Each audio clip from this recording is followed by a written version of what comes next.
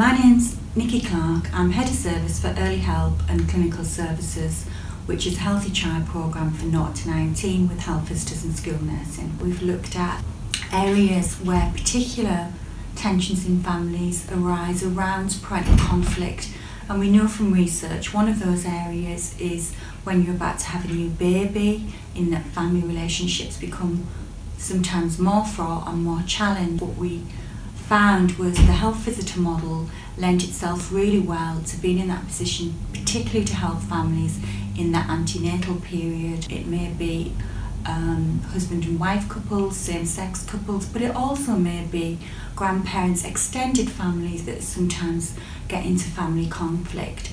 And we've been able to build a resource of quite visual tools that our health visitors have trialled and got some really positive feedback on families of the resources that would help them talk about some of those challenges that they're experiencing, and also some tools to help resolve conflict. I think the success of using the health visitors is that they're a universal service in that every pregnant mum will get a health visitor, she'll be visited, and they're well trusted.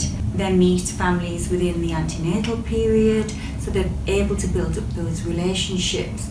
And what we know from feedback from our families is that relationship is really important. So the health visitor's got that time within the antenatal visit, the new birth visit, to be in baby clinic and development checks, to build that relationship up with families, that they're able to talk about issues that may be seen as stigmatising within the community in Hartlepool, like, oh, we're going to talk about relationships, because it's become quite normalised within that antenatal visit, tell me about yourself, your past history, and how the relationship is with your partner. The fact that within Hartlepool, all parents will say, oh, we chatted about our relationship, how we were getting on, I was able to discuss my separation or things that were causing me concern, reduces that stigma. But I also think it then helps to have that cultural shift to change, that we're not able to talk about relationships.